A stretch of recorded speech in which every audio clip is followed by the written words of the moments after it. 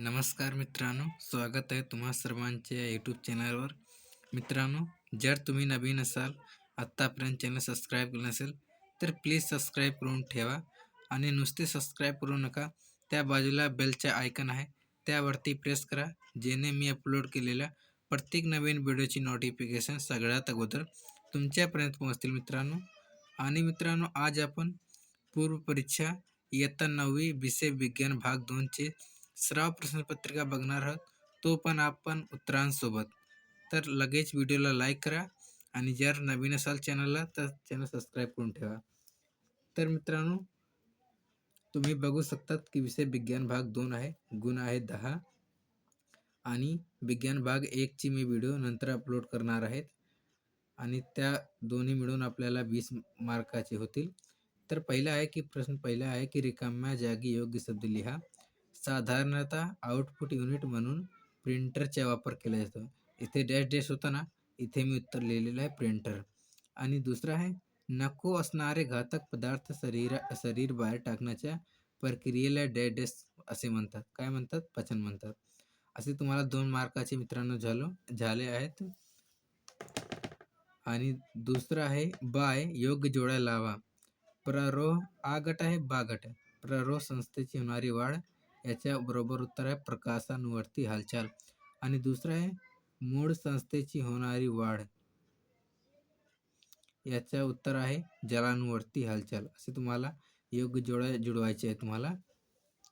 आणि मित्रांनो, इथे आलेलं आहे की प्रश्न दुसरा आ, खालील प्रश्नांची उत्तरे लिहा. फक्त 4 मार्कासाठी विचारलेले आहेत. पहिला आहे संगणकाचे कार्य कसे चालते, तो मी तुम्हाला त्याचे उत्तर दाखवतो.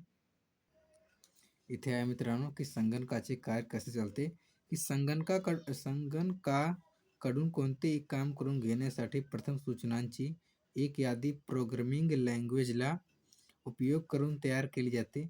या यादीला प्रोग्राम म्हणले जाते. संगणक ह्या यादीनुसार ठराविक क्रमाने ठराविक क्रिया करून इच्छित काम पार पडतो.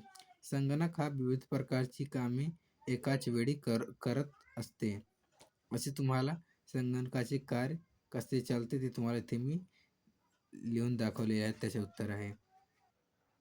आणि मित्रांनो, दुसरं आहे की वनस्पतीमधील परिवहन कसे होते, याचे पण मी तुम्हाला उत्तर दाखवतो. इथे आहे की वनस्पतीमधील परिवहन कसे होते, की वनस्पतींची मुळे जमिनीतील हे पदार्थ शोषून घेतात आणि त्याचे परिवहन करतात. विशिष्ट प्रकारच्या ऊती हे कार्य करतात.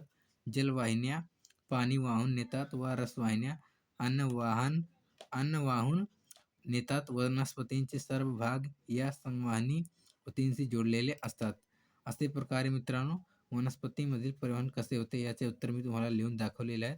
जर व्हिडिओ आवडत असेल तर एक व्हिडिओला लाईक करून द्या आणि जर नवीन असाल तर चॅनल सबस्क्राईब करून ठेवा आणि जास्तीत जास्त आपल्या मित्रमैत्रिणींना शेअर करा. आणि तिसरा आहे मित्रांनो की मानवी चेतापेशींचे प्रकार व त्यांचे कार्य लिहा. तो पण मी तुम्हाला उत्तर दाखवतो. मित्रांनो, इथे प्रश्न विचारलेला की मानव चेतापेशींचे प्रकार व त्यांचे कार्य लिहा. मानवी चेतापेशींचे 3 प्रकार आहे. पहिला आहे संवेद चेतापेशी, दुसरा आहे प्रेरक चेतापेशी आणि तिसरा आहे सहयोग चेतापेशी. तर हे जे आहेत 3 प्रकार मी लिहून दाखवलेले आहेत. पण संवेद चेतापेशीचे जे कार्य आहे, काय कार्य करतात त्याचे मी कार्य लिहिलेले आहे की संवेदी चेतापेशी आवेगांचे वहन ज्ञानेंद्रियांकडून मेंदू व मेरुरज्जूकडे करतात. आणि दुसरा आहे प्रेरक चेतापेशीचे कार्य तुम्हाला सांगतो. प्रेरक चेतापेशी आवेगांचे वाहन मेंदू व मेरुरज्जूकडून स्नायू किंवा ग्रंथी सारख्या प्रेरक अवयवांकडे करतात. आणि तिसरा आहे सहयोग चेतापेशी. त्याचे कार्य आहे की सहयोग चेतापेशी चेतासंस्थेच्या एकात्मिकतेचे संकलनात्मक कार्य करीत असतात. असे प्रकारे मित्रांनो, मानवी चेतापेशींचे प्रकार मी तुम्हाला सांगितले आणि त्याचे काय कार्य आहेत ते पण मी तुम्हाला लिहून दाखवले आहेत.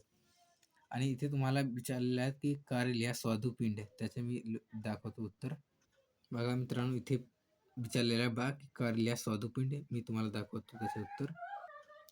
मित्रांनो, कार्य लिहा स्वादुपिंड, त्याचे मी कार्य सांगतो. स्वादुपिंड आणि त्याचे कार्य. स्वादुपिंड हा ओटीपोटात स्थित एक अवयव आहे. शरीराच्या पेशींसाठी आपण जे अन्न खातो त्याचे इंधनात रूपांतर करण्यात ते महत्त्वपूर्ण भूमिका बजावते. स्वादुपिंडाची 2 मुख्य कार्ये आहेत. एक एक्सोक्राईन फंक्शन जे पचनास मदत करते आणि अंतःस्रावी कार्य जे रक्तातील साखर नियंत्रित करते. अशा प्रकारे मित्रांनो कार्य लिहायचे स्वादुपिंडचे झालेले आहेत.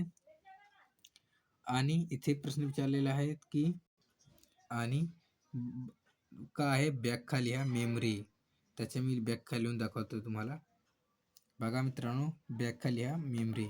मेमरी ही मनाची फॅकल्टी आहे ज्याद्वारे डेटा किंवा माहिती एन्कोड केली जाते, संग्रहित केली जाते आणि आवश्यकतेनुसार पुनर्प्राप्त केली जाते. भविष्यातील कीर्तीवर प्रभाव टाकण्याच्या उद्देशाने ही माहिती कालांतराने टिकवून ठेवणे आहे. घटना लक्षात ठेवता येत नसेल तर भाषा, नाते, संबंध किंवा वैयक्तिक ओळख विकसित करणे अशक्य होईल.